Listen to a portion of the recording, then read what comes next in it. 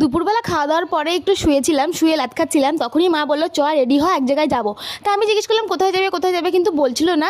আর এদিকে আমরা তিনজন মিলে রেডি হয়ে নিলাম, আর এদিকে আমার বোন যাওয়ার জন্য কান্না করছিল, কিন্তু মা ওকে নিয়ে যাবে না বলে সেই জন্য ও কান্না করছিল। তো তারপরে আমরা রেডি হয়ে বেরিয়ে পড়লাম, আর বেরিয়ে সাথে সাথে দেখি যে ওর পাপাও চলে এসছে। তারপরে ওর সঙ্গে রাস্তায় দেখা করে নিলাম। তারপরে আমার মা আমাদের নিয়ে চলে গেল একটা সোনার দোকানে, কারণ ওর দিদুন ওকে দেবে একটা পায়ের তোড়া। তো সেই জন্যই আমাদেরকে না বলে ওকে গিফট করবে, তাই জন্য এই আমাদের নিয়ে চলে আসলো। তারপরে এই ডিজাইনটা আমার মা পছন্দ করলো, কি তারপরে ওইটা সাইড করে রেখে আর একটু দেখছিলো যে ভালো ভালো ডিজাইন আছে কি না, কিন্তু কি বলবো সেরকম আর ভালো ডিজাইন পড়েনি। প্রথমে যেটা চোখে পড়েছে মার সেটাই নেওয়া হয়েছে। তো তারপরে যেটা পছন্দ হয়েছে সেইটাই নিয়ে ওর পায়ে পরিয়ে দেখছিলো যে ওর পায়ে হয় কি না। কিন্তু এই পায়ে এটা না একটু বড় হয়েছিল, সেজন্য এটা আবার কাকুটাকে বললাম যে এটা একটু কাটিং করে দিতে। তো সেটাই উনি করছিল। তো কাটিং করার পরে আমরা বাড়ি আসার পথে মাংস নিয়ে চলে আসলাম। তো আজকের জন্য ভিডিও এটুকু, বাই।